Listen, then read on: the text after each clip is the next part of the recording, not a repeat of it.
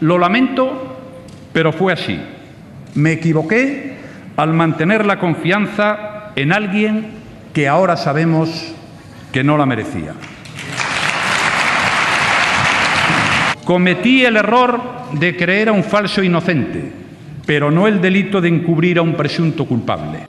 Con estas palabras justificaba el presidente del Gobierno de España, Mariano Rajoy, en su comparecencia en el Senado su relación con el llamado caso Bárcenas, la presunta financiación ilegal del Partido Popular y el presunto cobro de comisiones irregulares. La noticia política de la semana se cerraba con un presidente interpelado por la oposición y siempre a la defensiva. Ni voy a dimitir, ni voy a convocar elecciones legislativas, que quede muy claro.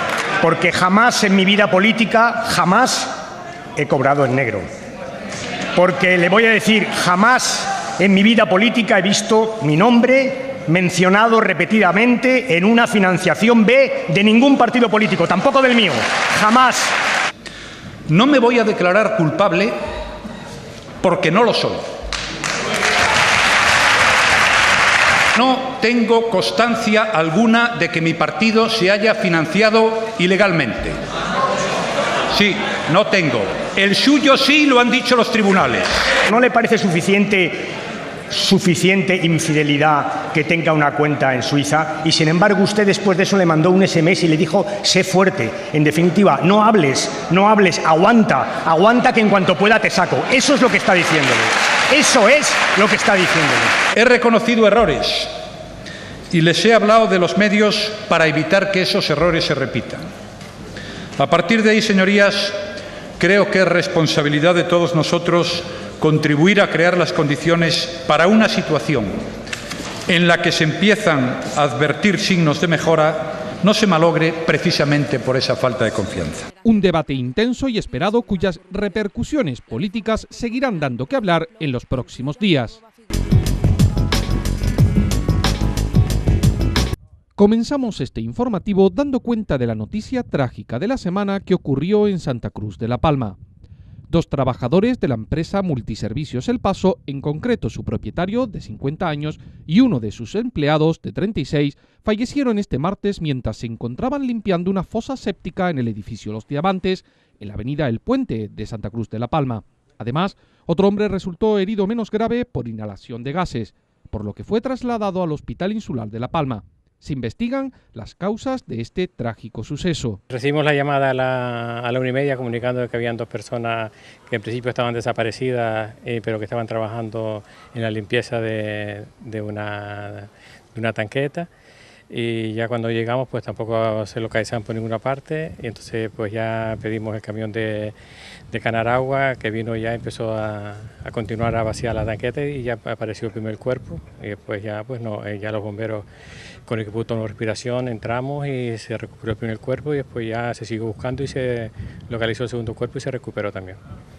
Bueno, hoy en Santa Cruz de la Palma se ha producido un triste accidente donde dos trabajadores de una empresa del Paso, pues limpiando una fosa séptica de una comunidad de vecinos, pues todavía no se saben las circunstancias ni cuál ha sido el motivo, pero han fallecido pues en la limpieza de esa fosa séptica. Es un desgraciado accidente que pues desde aquí pues dar el más sentido pésame a esas 2 familias que han perdido a esos familiares. El desempleo en Canarias se redujo en el mes de julio en 2.679 personas, lo que supone un 0,91%, y el número de parados se situó en 290.375, según los datos publicados por el Ministerio de Empleo y Seguridad Social. Desde julio de 2012, el paro ha aumentado en el archipiélago en 520 personas. Por provincias, el paro se redujo en julio en la de Santa Cruz de Tenerife, con un total de 1.492 personas menos en el desempleo, lo que sitúa el número de parados en 136.048 personas. En Canarias, todos los sectores, salvo el de sin empleo anterior, han registrado descenso en el número de desempleados.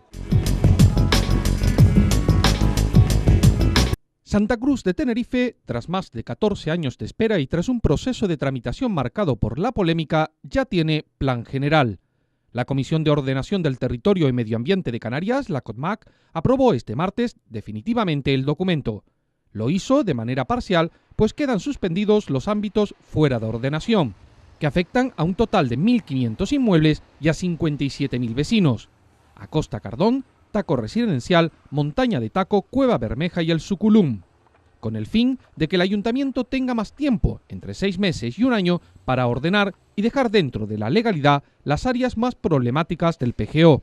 El planeamiento aprobado, que estará en vigor en unos 15 días después de que se publique en el Boletín Oficial de Canarias, va a sufrir efecto en más del 80% del territorio.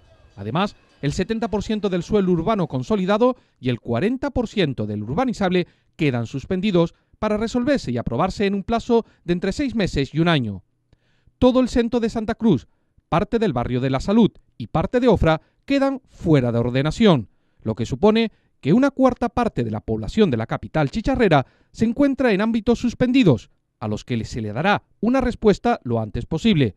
Lo que ha suspendido la Comat, a petición del propio ayuntamiento, es todo lo que causaba polémica.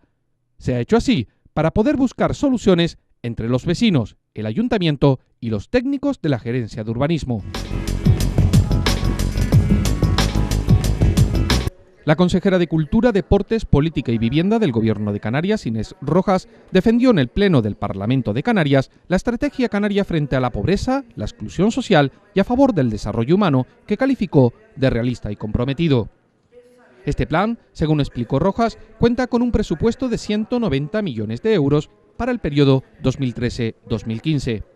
Está estructurado en 5 pilares. El primero de ellos, destinado a la dinamización de la economía, cuenta con una financiación de 80 millones que estarán destinados a facilitar el crédito a emprendedores que generen empleo.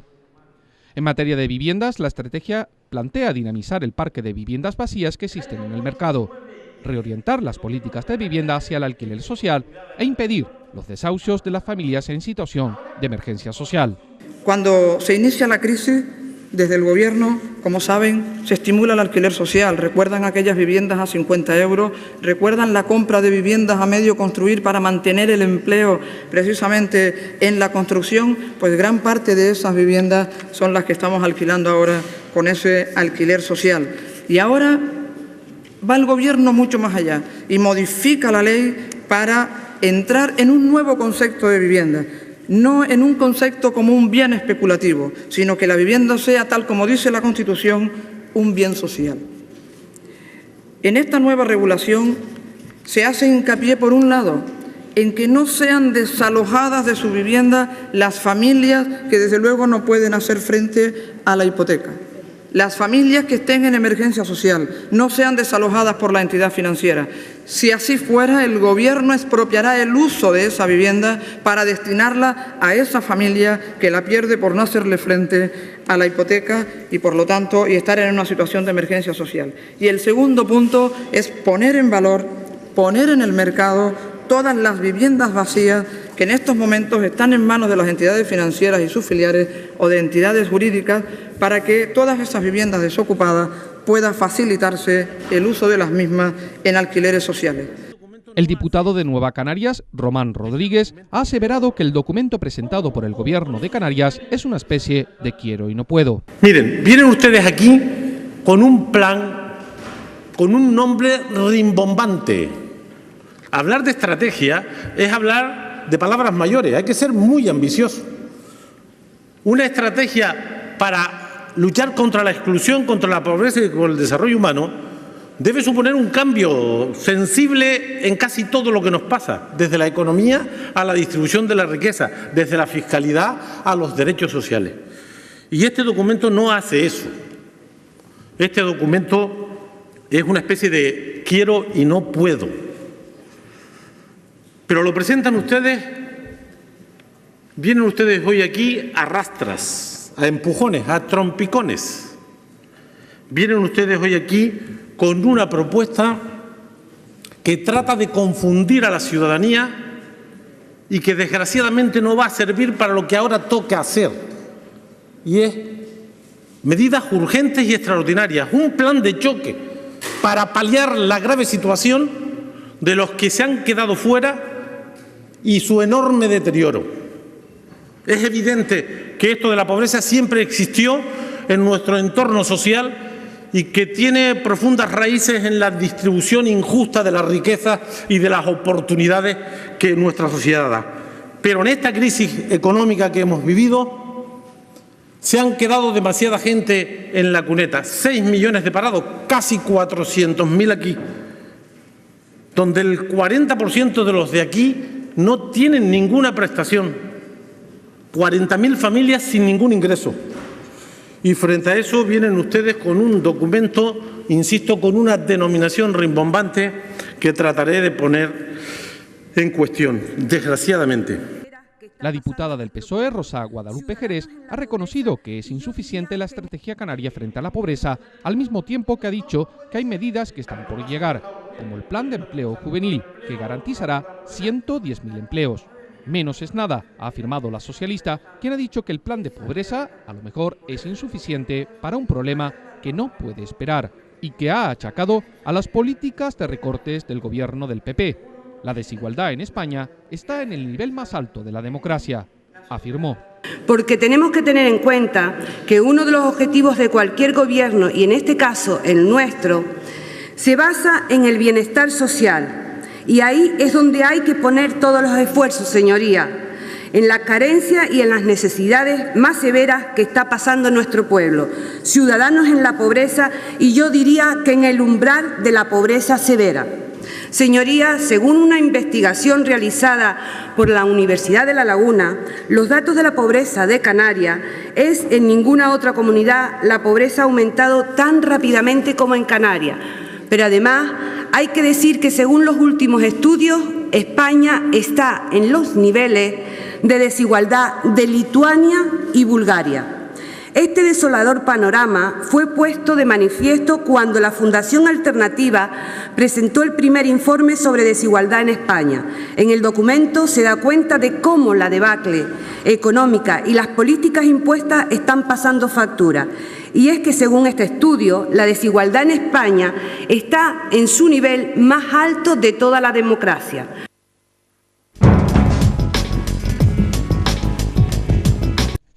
El Consejo de Gobierno de Canarias acordó este lunes una modificación del régimen específico de abastecimiento, el REA, para 2014, que permite conciliar el apoyo a las producciones agrícolas, ganaderas e industriales con las ayudas a los alimentos básicos de importación. El nuevo marco mantendrá las actuales subvenciones a los productos de primera necesidad, a la vez que aumentará las dotaciones destinadas al sector primario. El consejero de Agricultura, Ganadería, Pesca y Aguas del Ejecutivo Canario, Juan Ramón Hernández, ha indicado que la subvención al transporte del cereal pasa de 82 euros por tonelada a 100, lo que es histórico, pues los ganaderos no tendrán que pagar por llevar un contenedor de cereales desde la península a las islas. Yo cuento los 13. Evidentemente son 4 millones, eso es histórico, es decir, alcanzar los 100 euros por tonelada que supone el coste del transporte de los cereales de alimentación animal para Canarias, o sea, que los ganaderos en esta tierra no tengan que pagar un duro por traer un contenedor de cereales desde la península a Canarias, yo creo que es un hito por el cual estaban abogando o abogaban el conjunto del subsector hace mucho, mucho tiempo. Se han venido subiendo paulatinamente, pero sin duda es una subida considerable de 82 euros a 100 euros, que eso supone 4 millones de euros al año. Por otro lado, la modificación dentro del propio REA del 1,5 millones, que se tendrá que distribuir en los distintos subsectores, como ya dije antes, con el acuerdo que podamos obtener con las distintas organizaciones agrarias, y el esfuerzo, que creo que es también relevante, dada la situación por la que estamos atravesando de la propia comunidad autónoma, de incluir 3 millones de fondos propios, yo creo que es destacable. Yo creo que muchas personas probablemente no se crean aún que se ha podido conseguir esta posición por parte, en este caso, del sector, que sin duda alguna se lo debemos a su lucha, a su trabajo, a su esfuerzo, a las propias organizaciones agrarias, tengo que decirlo, que han estado siempre al lado del sector, y esto ha posibilitado pues, probablemente que se estudiase, se trabajase mucho más para hacer este ajuste dentro del REA. Por otro lado, yo creo que bueno, se ha escenificado una posición entre las dos consejerías que nada en absoluto tiene que ver con la realidad. Yo creo que siempre se ha trabajado codo con codo, evidentemente, y es razonable que se tenga que defender las posiciones de cada uno de los representantes de los sectores, que obedece la adscripción de la propia consejería, pero sin duda alguna a mí me parece que se está defendiendo en términos generales el conjunto de la sociedad canaria y los intereses generales de la sociedad canaria, tanto por parte de la Consejería de Economía y Hacienda, sin duda, como por parte de la Consejería de Agricultura. El REA, que será remitido a la Unión Europea para su aprobación definitiva, concilia el apoyo a la producción local con las ayudas a los alimentos básicos, explicó Juan Ramón Hernández, quien comentó que una gran parte de las demandas del sector primario se ven recogidas en esta movilización de fondos. Decir que después del trabajo hecho por la Consejería de Economía y Hacienda, que evidentemente ha sido un trabajo arduo, con un ajuste fino del propio REA, pues tengo que decir que se movilizan aproximadamente 13 millones de euros. Como bien ha explicado el consejero de Economía, 4 millones ya de alguna manera, al modificar internamente el REA, van a parar a ayudas a la alimentación animal, sobre todo para costear el transporte de los cereales, que hasta ahora han tenido una ayuda dentro del propio REA de 24 millones y pasa a obtener una ayuda de 28 millones, o sea, de 82 euros tonelada se pasa a los 100 euros tonelada, con lo cual prácticamente el coste del transporte de los cereales de alimentación animal quedan sufragados íntegramente, en este caso por las ayudas, y por otro lado nos quedan 9 millones de euros para distribuir en el resto de los subsectores, y que es nuestra intención convocar a las distintas organizaciones agrarias y ganaderas en la próxima semana, probablemente el lunes o el martes, para que ellos nos aporten su posición respecto de esa distribución de los 9 millones de euros. Por tanto, yo creo que se puede decir que de alguna manera hay cierta satisfacción por parte de este consejero, en tanto que el trabajo que se ha hecho, y repito, por parte de la Consejería de Economía y Hacienda, pues ha dado su fruto en el sentido de ese ajuste que se ha realizado en distintos productos de importación, que tienen que ver, sin duda alguna, con el coste de la vida en Canarias, y por otro lado la conciliación respecto de las demandas que se vienen haciendo por parte del sector primario en esta tierra. Sobre la repercusión del REA en la cesta de la compra, el consejero de Economía, Hacienda y Seguridad, Javier González Ortiz, destacó que se está intentando no provocar efectos negativos manteniendo las subvenciones a los alimentos básicos. Por ejemplo, aseveró, no se han modificado las ayudas a las carnes congeladas, sino a la refrigerada, que es la que compite con las producciones locales. Todo se basa en lograr el equilibrio que consiste en ayudar a la importación de alimentos en la comunidad autónoma sin perjudicar ni obstaculizar el desarrollo de las producciones locales, afirmó González Ortiz. Hemos hecho una propuesta que hemos aprobado hoy en el Consejo de Gobierno, por la cual, dando a conseguir ese equilibrio del que hemos hablado siempre, hemos reducido las ayudas a las carnes refrigeradas en el ámbito de las mantequillas y los quesos de mezcla, y hemos incrementado la ayuda a los cereales para consumo animal. De esa reestructuración de los balances en función de las cantidades consumidas a lo largo de este periodo, de las previsiones de cierre del ejercicio y de esa asignación de ayudas, por tanto, una derivación hacia el programa de apoyo a las producciones locales para el próximo año con el objetivo, como hemos dicho desde el principio, de fomentar la producción local. Por tanto, no nos olvidemos que tanto el régimen específico de abastecimiento, que es un subprograma del POSEICAN, que lo que pretende es conseguir esa conciliación de los distintos objetivos. Hemos aprobado hoy esa modificación del régimen específico de abastecimiento por el año 2014. Y ahora le paso la palabra al consejero de Agricultura, Ganadería, Pesca y Alimentación para comentar, por tanto, después de esa reestructuración de los balances y las ayudas, las previsiones para incrementar el apoyo a las producciones locales. El Consejo de Política Fiscal y Financiera, que se celebró el miércoles en Madrid, permitió un tope de déficit del 1,2 para Canarias, lo que supondrá 380 millones de euros para los presupuestos de la Comunidad Canaria este año. El consejero de Economía y Hacienda de Canarias, Javier González Ortiz, que asistió a la reunión, aspiraba a un tope de déficit del 2% de su PIB, aunque el Ministerio de Hacienda y Administraciones Públicas lo ha fijado para el conjunto de las autonomías en el 1,3%, lo que significa que Canarias ha quedado, una vez más, por debajo de la media. González Ortiz indicó que hay un descontento entre los consejeros por uno u otros motivos, con la actitud del Ministerio de Hacienda y Administraciones Públicas, y ha insistido en que Canarias reclama un déficit asimétrico, desde el principio, que fue denegado en su momento por ese departamento. Después de unos años exigiendo un déficit asimétrico, se nos ha dicho a lo largo de todos estos años que no podía ser, porque eso era imposible. Hoy se atiende a una petición que hemos hecho en el Consejo de Política Fiscal y Financiera durante muchos años.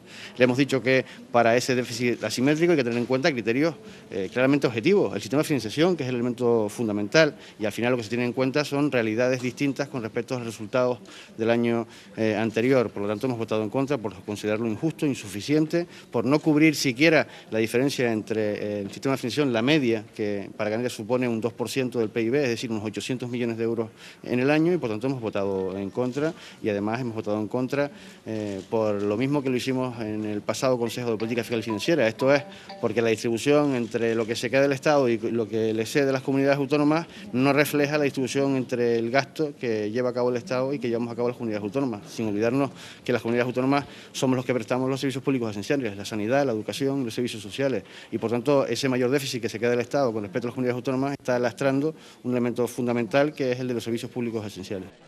En todo caso, aseguró que el acuerdo del Consejo de Política Fiscal y Financiera respondía a una decisión política del ministro de Hacienda, Cristóbal Montoro, y sería él quien debería responder sobre las intenciones de la misma. Es una decisión política que tiene que ver con algo que antes no se admitía, como era el déficit asimétrico. Hoy han rectificado, pero utilizando criterios distintos a los que habíamos planteado, recalcó el consejero. Insistió en que Canarias necesita más margen de déficit presupuestario porque necesitamos poder activar medidas que reactiven nuestra economía, dijo González Ortiz.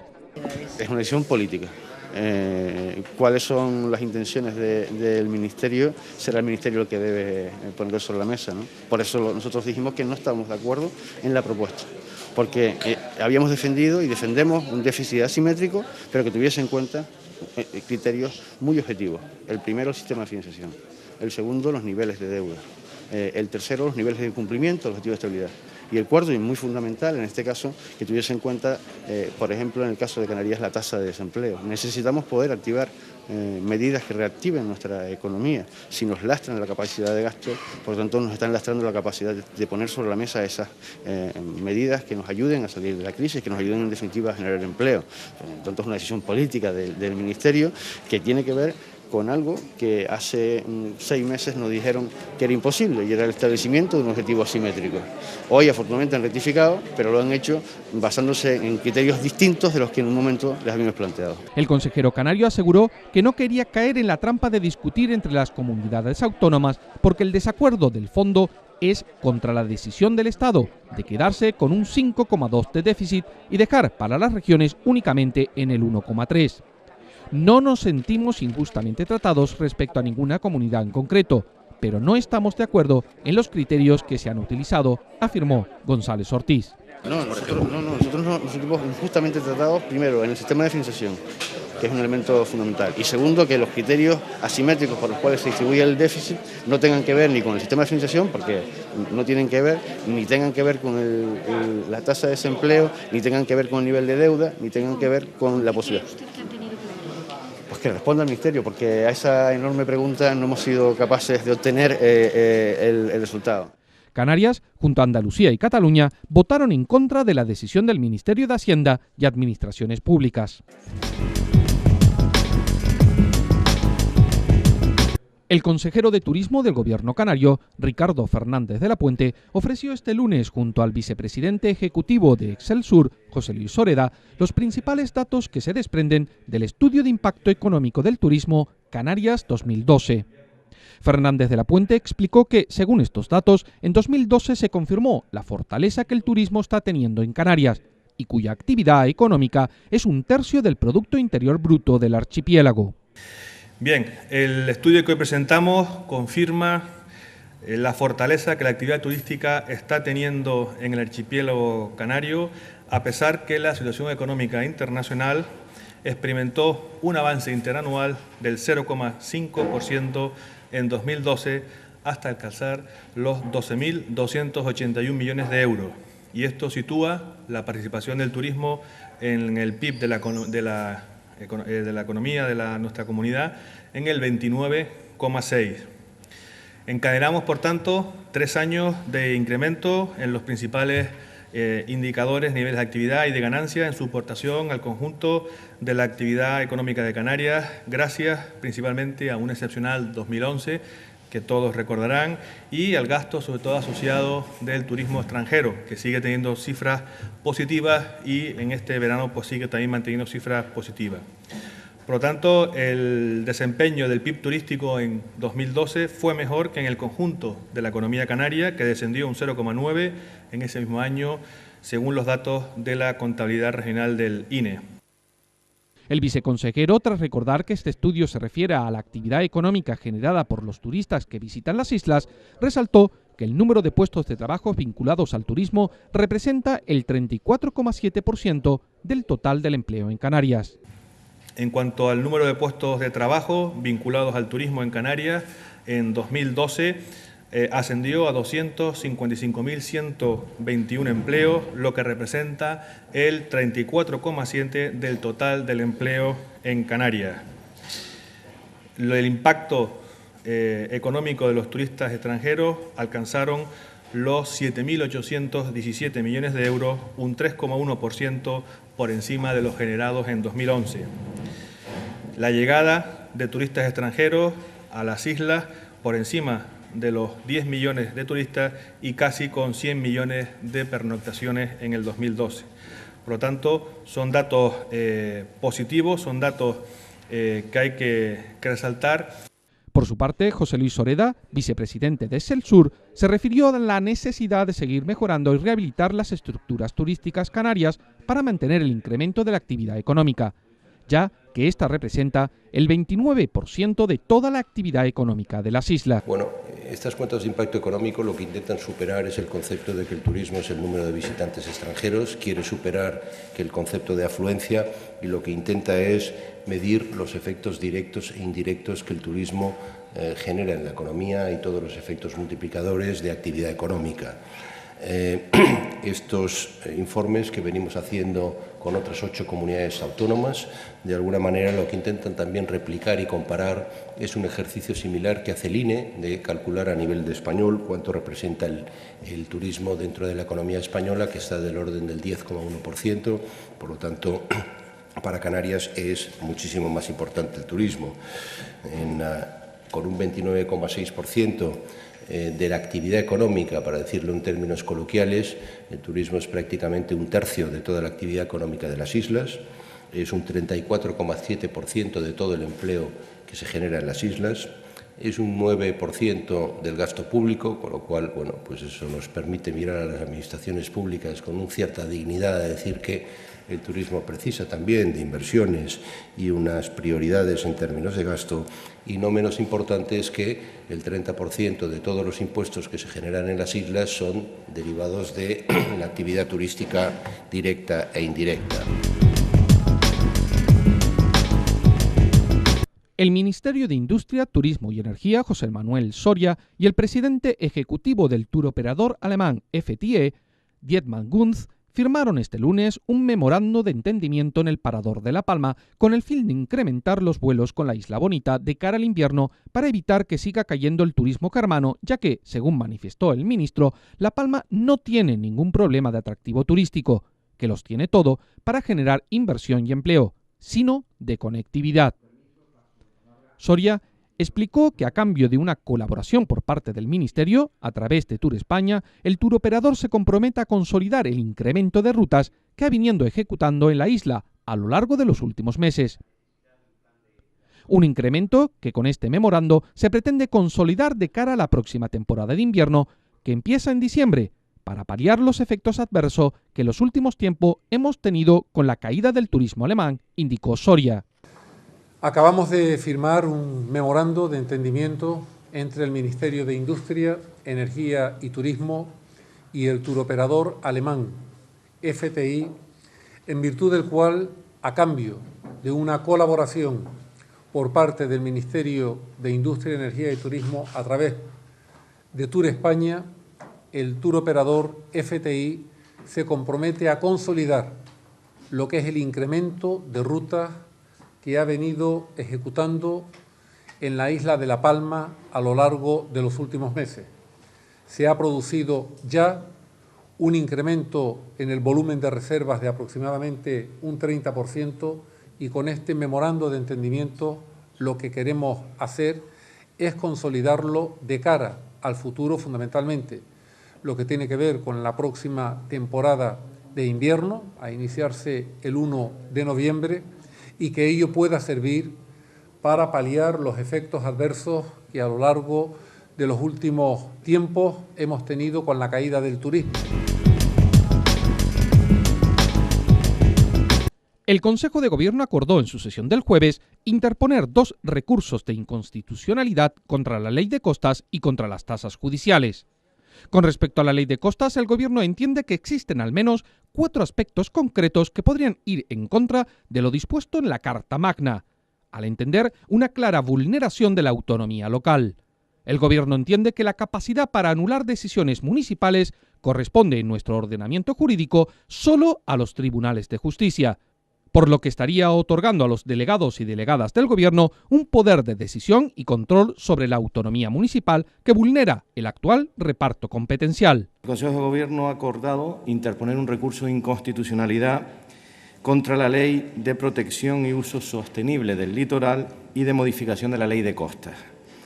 El Gobierno de Canarias entiende que existen por lo menos 4 motivos que fundamentan este recurso de inconstitucionalidad. En primer lugar, en el apartado 38 se entiende que existe una clara vulneración de la autonomía local.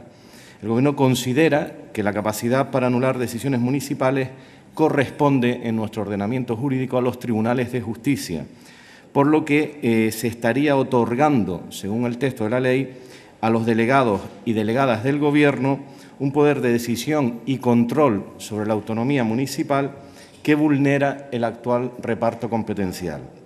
En segundo lugar, la ley quebranta el principio de igualdad de todos los ciudadanos por el trato diferenciado que se hace de varios núcleos peninsulares sin la adecuada motivación. El texto establece hasta 12 núcleos en la península que son catalogados como excepciones en la obligación que tiene el Estado para la protección del dominio público marítimo terrestre. El Gobierno de Canarias interpreta que en esas circunstancias hay numerosos núcleos en las islas que además cuentan con un alto valor etnográfico y que no han sido tenidos en cuenta en la ley, por lo que se produce un trato discriminatorio e inconstitucional hacia las islas. En tercer lugar, en el apartado 12, se establece que se desarrollará un reglamento con el régimen de ocupación y uso de las playas. El Gobierno autónomo considera que supone un factor más para respaldar la presentación del recurso, puesto que invade las competencias autonómicas al arrogarse facultades de ordenación en playas y zonas de servidumbre de protección que corresponden exclusivamente a las comunidades autónomas. Y, en cuarto lugar, la ley impone a las autoridades con competencia en la clasificación de suelo la obligación, como saben ustedes, de remitir en un plazo máximo de 3 meses un informe respecto a los núcleos situados en la zona de servidumbre de protección y que se pretenda clasificar como urbanos o se clasificasen como tales después de la Ley de Costas del 88. Este hecho supone una retroactividad de la norma. Y el Gobierno considera que no solo es inconstitucional por esta retroactividad, sino que además tendrá efectos nefastos, puesto que podría incluso dar lugar a la responsabilidad patrimonial por parte de las administraciones. También el Consejo de Gobierno acordó interponer recurso de inconstitucionalidad contra la imposición de las tasas judiciales aplicadas por el Ministerio de Justicia, al entender que dichas tasas son lesivas al derecho de tutela judicial efectiva reconocido en el artículo 24.1 de la Constitución española. El Gobierno también ha acordado hoy interponer otro recurso de inconstitucionalidad, en este caso contra la imposición de tasas judiciales aplicada por el Ministerio de Justicia. El Ejecutivo Autonómico considera que la ley establece unas tasas que atentan contra el derecho a la tutela judicial efectiva reconocido en el artículo 24.1 de la Constitución española. La exigencia de la tasa en los órdenes civil, contencioso administrativo y social es considerada por el Gobierno de Canarias contraria a ese artículo constitucional en esencia, porque extiende su exigencia al orden jurisdiccional social por ampliar su ámbito a las personas físicas, por incrementar su cuantía y por exigir el devengo de la tasa en el orden contencioso administrativo al tiempo de interponer el recurso. El Gobierno considera que los fines perseguidos con el establecimiento de estas nuevas tasas no puede amparar el establecimiento de cuantías excesivas y que carecen de razonabilidad y de proporcionalidad.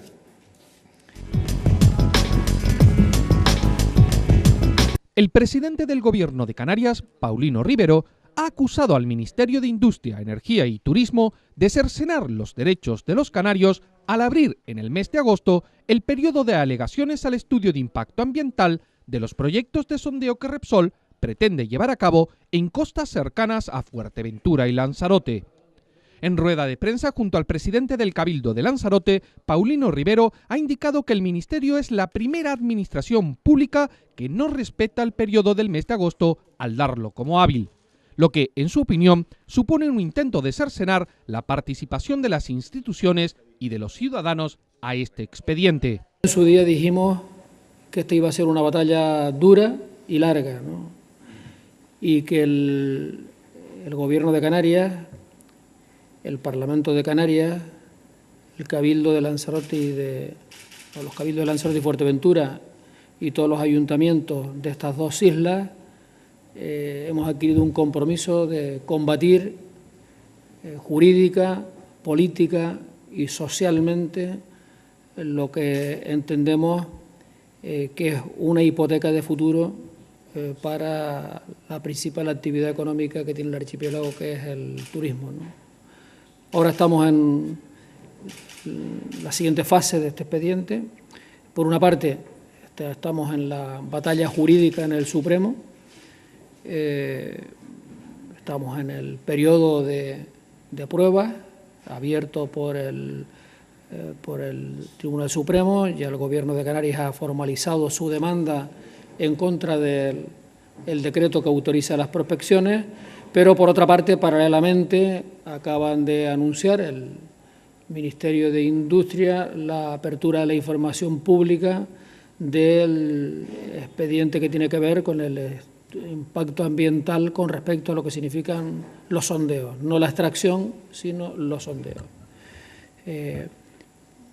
Curiosamente, yo creo que es la primera administración pública que no respeta el periodo del mes de agosto, ¿no? Que da como hábil el agosto, parece que en un intento de cercenar la participación de las instituciones y de los ciudadanos en este importante expediente.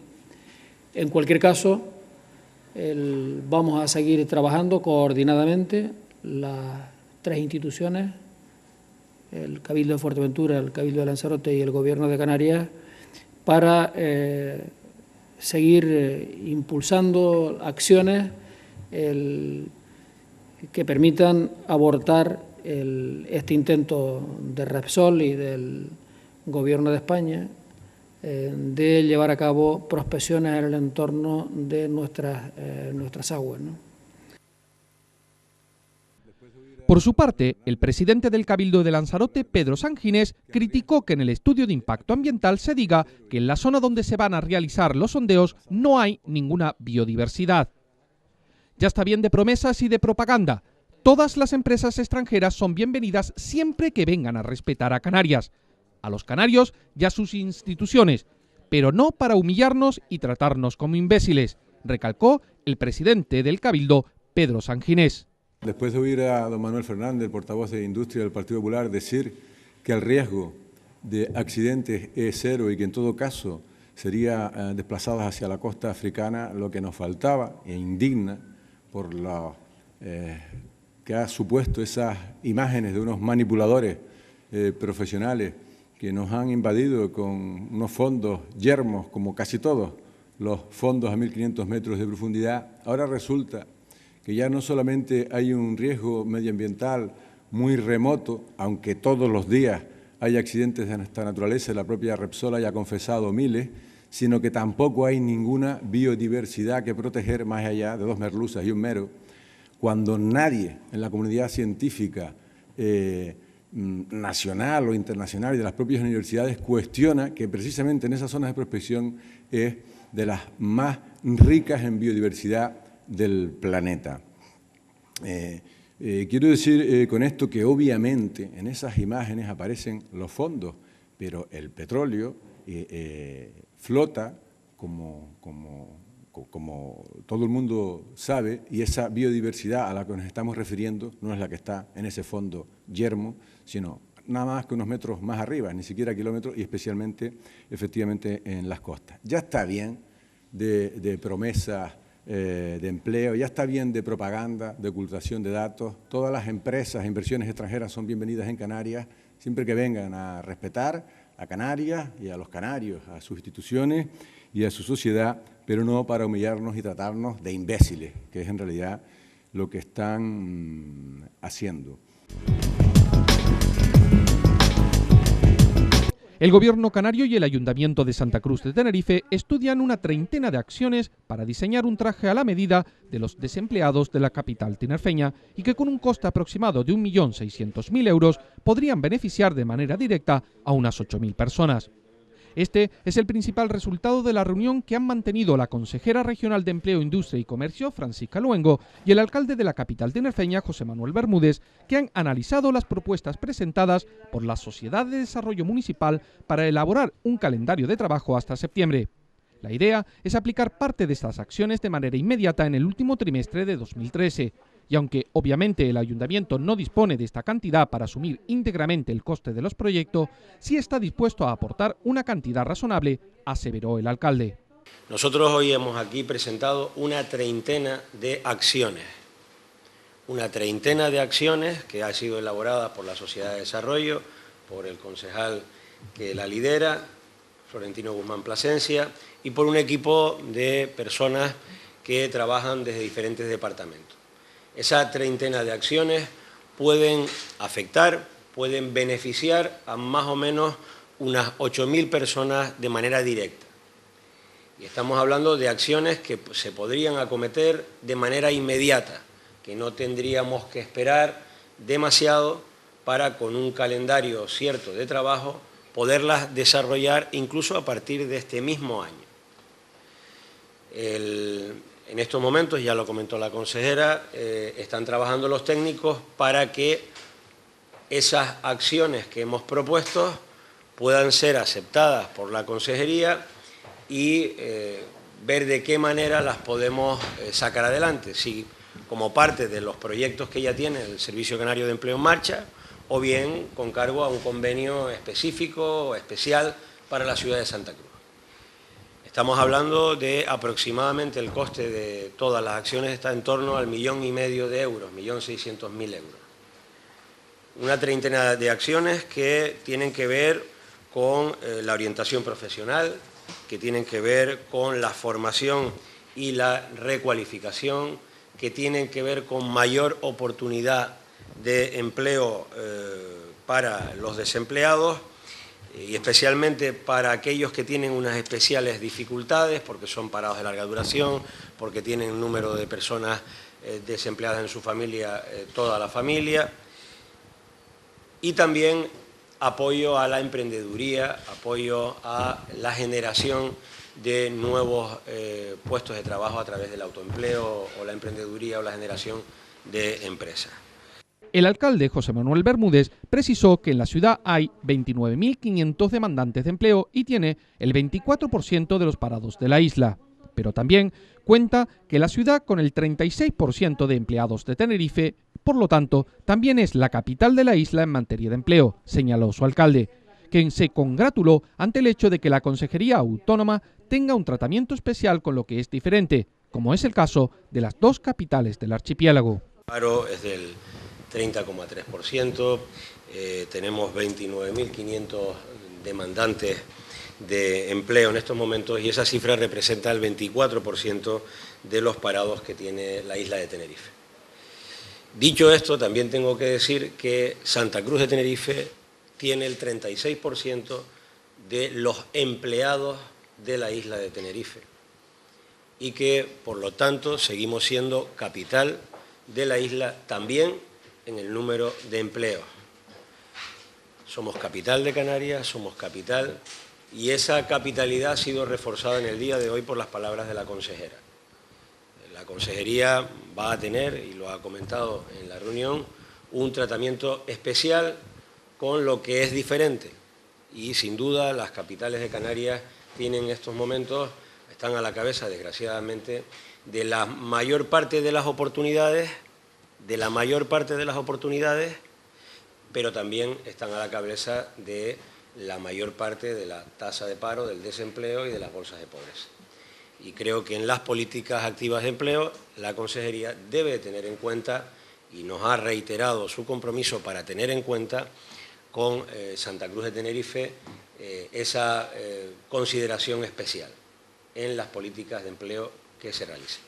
La consejera Francisca Luengo expresó su deseo de transmitir esperanza a las más de 40.000 familias que en Santa Cruz de Tenerife sufren el paro. Y aunque las instituciones no puedan resolver la situación al 100%, sí pueden ponerse manos a la obra, trabajando coordinadamente para optimizar los recursos. Y de lo que se trata ahora es, con los escasos recursos que tenemos, pues hacerlos más eficientes. Y la eficiencia solo se consigue trabajando juntos. El dato del desempleo en la ciudad se lo va a dar el alcalde, pero también seguro que ustedes los conocen. Y más que el dato, siempre me lo oyen decir como consejera de empleo, pues son las familias que lo pasan mal. Y lo pasan, además, peor las familias que viven en las capitales. Tienen un mayor peso en el sufrimiento humano que conlleva esta situación tan fuerte como es estar en situación de desempleo. Estamos hablando de no menos de 40.000 familias en la ciudad de Santa Cruz que no pueden ir por la mañana, levantarse como hacemos los que estamos aquí hoy, a trabajar. Por eso, más que nunca, esas 39 familias hoy les damos una buena noticia y les damos esperanza y le damos otra serie de situaciones psicológicas que probablemente estén mejor hoy que estuvieron ayer. Y es que está el alcalde y la consejera, está el ayuntamiento y el Gobierno de Canarias trabajando juntos, coincidiendo en que eso hay que resolverlo. Probablemente no lo podemos resolver al 100%, porque si no, yo creo que el alcalde y la consejera no seríamos ni consejera ni alcalde, estaríamos, pues no sé, en esas políticas internacionales mundiales donde daríamos la solución y nos darían hasta un premio Nobel. Pero lo que sí, estamos el alcalde y la consejera codo con nuestros máximos técnicos y colaboradores, tratando de solventar este tremendo problema que la crisis nos ha traído más que nunca. Y que además ni esas familias, ni el alcalde, ni la consejera, pues hemos participado en la crisis económica. Ni siquiera estamos diseñando las políticas económicas. Nos vienen de fuera. Nosotros tenemos que que estamos supeditados a recoger en nuestras manos las bolsas de desempleo y tratar, pues, con los medios que tenemos, con la imaginación que tenemos, poner todos los medios en juego a trabajar para reducir las altas tasas de desempleo. El consejero de Justicia Regional, Francisco Hernández Espínola, afirmó que los hitos más destacables en sus 2 años de gestión son los Palacios de Justicia de Las Palmas y el de La Laguna, y las mejoras en el sistema de gestión procesal Atlante 2. Y creo que merece la pena destacar de una parte las infraestructuras judiciales. Infraestructuras judiciales que han estado centradas en los edificios de La Laguna, ya inaugurado en el mes de junio, fue inaugurado el 22 de junio pasado, de forma tal que ahí, en ese edificio judicial, se han ubicado 10 unidades judiciales que estaban dispersas por la ciudad de La Laguna, que tenían un coste añadido de arrendamiento, y creo que hemos hecho un traslado ejemplar, están todos los colectivos satisfechos y creo que hemos dado un impulso y un salto cualitativo muy importante con esa inauguración de un nuevo edificio judicial en La Laguna. También estamos a punto de inaugurar, que lo haremos este mismo año, en el año 2013, después del verano, ya buscaremos la fecha, para inaugurar el edificio judicial de Las Palmas de Gran Canaria, que supone sin ninguna duda un verdadero hito, es el edificio judicial más importante que se ha hecho nunca en la comunidad autónoma en el ámbito de justicia. Una inversión que supera los 100 millones de euros de largo. Hernández Espínola, en una rueda de prensa en la que ha ofrecido un balance de estos 2 años, ha afirmado que se ha producido una sensible mejora en la justicia en las islas, gracias, además, a la incorporación de la notificación telemática y al impulso dado a la mediación y el arbitraje. Recordarán ustedes hace años que era noticia la gestión del Atlante 2 en los medios de comunicación, en portadas de periódicos, a veces en titulares. Hace tiempo que eso ya no ocurre. Este es un sistema que se ha modernizado, es un sistema que funciona. Y no solo diré que es un sistema que funciona razonablemente bien, es que se ha convertido en un sistema de referencia nacional. Y por ello hemos recibido la felicitación del propio Ministerio de Justicia.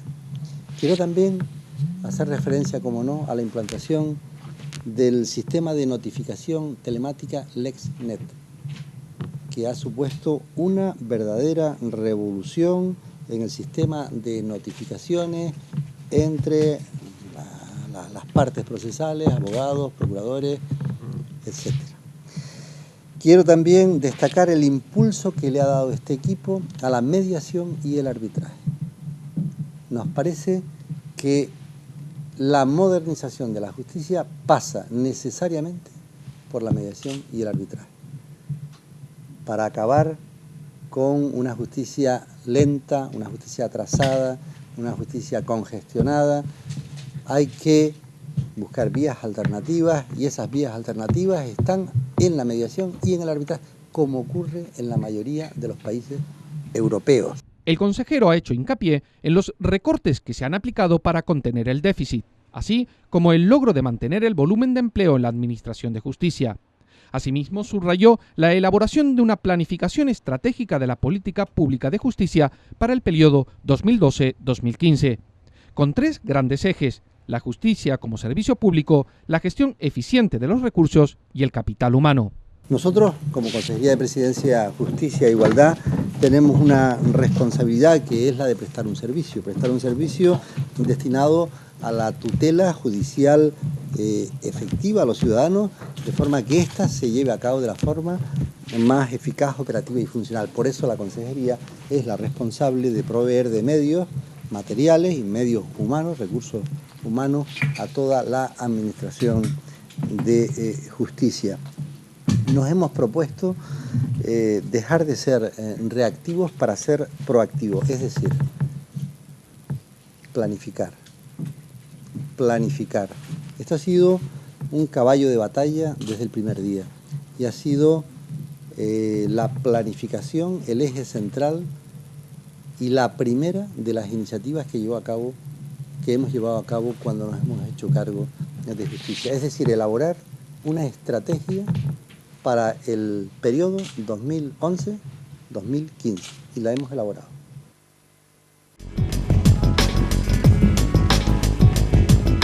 El presidente de la Asociación Industrial de Canarias, ASINCA, Eugenio Castillo, ha hecho un balance positivo del reparto del régimen especial de abastecimiento, el REA, aunque ha mostrado su preocupación por la tendencia y por posibles nuevas reducciones en el futuro. Hemos trabajado los asuntos que nos conciernen a todos los industriales, como es el REA.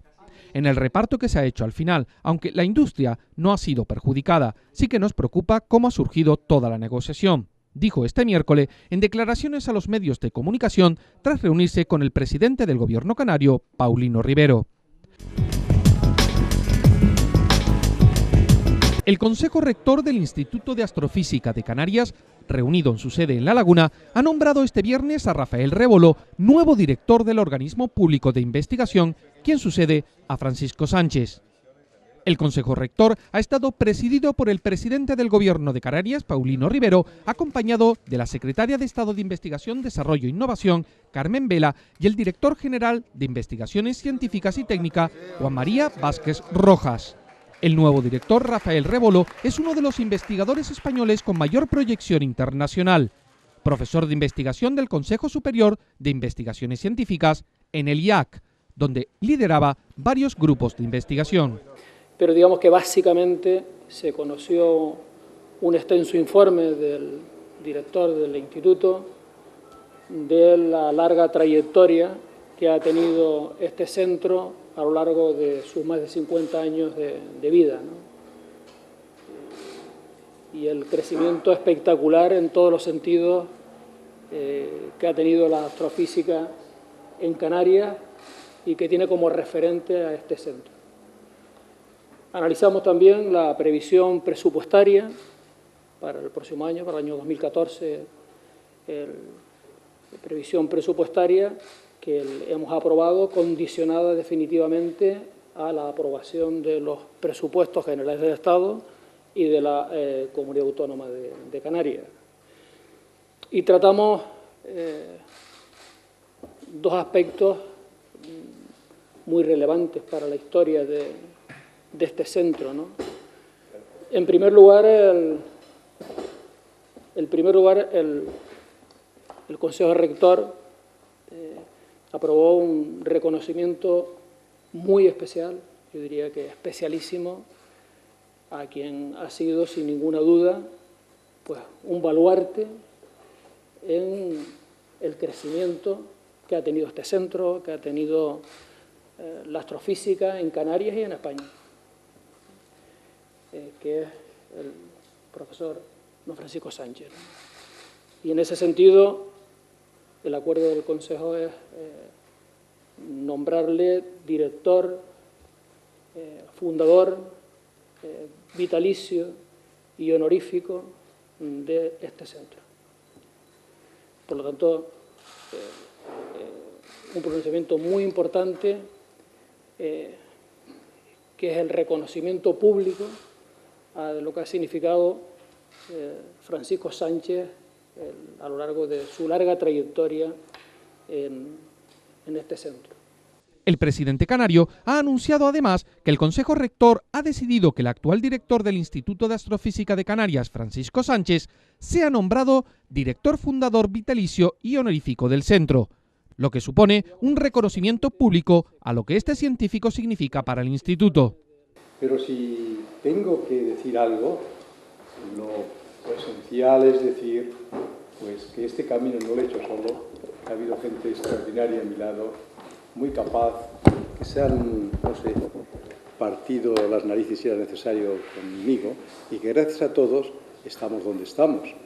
Y que lo fundamental siempre son las personas, los que me conocéis ya lo sabéis, y así he pensado y creo siempre. Y mientras seamos capaces de atraer, formar y retener a los mejores, seremos mejores. Y si no podemos hacerlo, por muy bonito cielo que tengamos, iremos para abajo. Así que la clave siempre pues es esa. Y yo creo que hemos caminado juntos.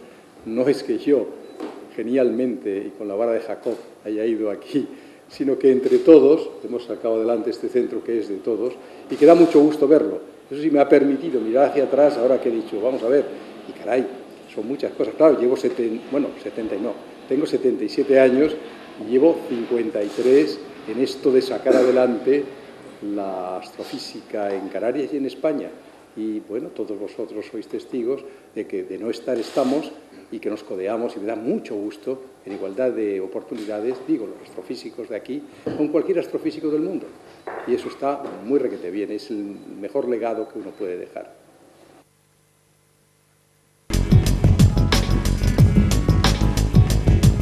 Las playas del Médano, en Granadilla, tienen todo preparado para celebrar la tercera edición del Campeonato del Mundo de Windsurf en la modalidad de olas de la PWA entre el 3 y el 9 de agosto. Una vez realizada la primera prueba del circuito en Pozo Izquierdo, Gran Canaria, con escaso viento, todos los ojos estarán puestos en Tenerife en la prueba de puntuaciones para el ranking mundial. Algunos de los mejores windsurfistas del mundo ya se encuentran en la isla disfrutando y entrenando para este campeonato del mundo. Yo lo que digo siempre, yo viajo mucho por el mundo, hago todo el circuito mundial y la verdad es que el Médano no tiene nada que envidiar a ningún otro sitio del mundo, ¿sabes? Hay olas espectaculares, no estamos en un desierto perdido en algún lugar del mundo, sino realmente lo tenemos todo, o sea, no necesitamos ni alquilar un coche, podemos quedar, tenemos bares, tenemos restaurantes, tenemos supermercados, tenemos todo lo que uno necesita, lo tenemos aquí en el pueblo. Y aparte de eso, pues tenemos condiciones que son de nivel mundial. La prueba ofrece dos modalidades, para hombres y mujeres, destacando entre ellos los riders locales Dani Brunch, Alex Mussolini, Adam Lewis o el gran canario Darío Ojeda, y otros internacionales como el campeón del mundo Phyllis Coster. El campeonato de windsurf, bueno, en windsurf ahora mismo existen 3 modalidades, que es slalom, freestyle y ola. Aquí, por las condiciones y de la zona, hemos elegido hacer olas porque pensamos que es la modalidad más espectacular y también es un poco más económica a la hora de los premios que otras pruebas como la de slalom. ¿Okay? Hay 2 disciplinas, que es hombres y mujeres. En hombres participan 32 hombres y en mujeres participan 18. La competición depende un poco de las condiciones meteorológicas. Hay un juez principal que es el que decide ese hecho. Entonces, cada mañana cita a todos los competidores a un horario establecido anteriormente, a 8 de la mañana, 9 de la mañana en la playa, y una vez que se comprueba las condiciones, si son óptimas para realizar la prueba, pues se comienza pasados unos 15 minutos. Y las pruebas duran aproximadamente entre cada manga, sale al agua 2 personas que compiten entre ellos y queda uno eliminado al final de esa manga. El mejor espectáculo mundial del windsurf en el sur de Tenerife, un año más en las playas del Médano.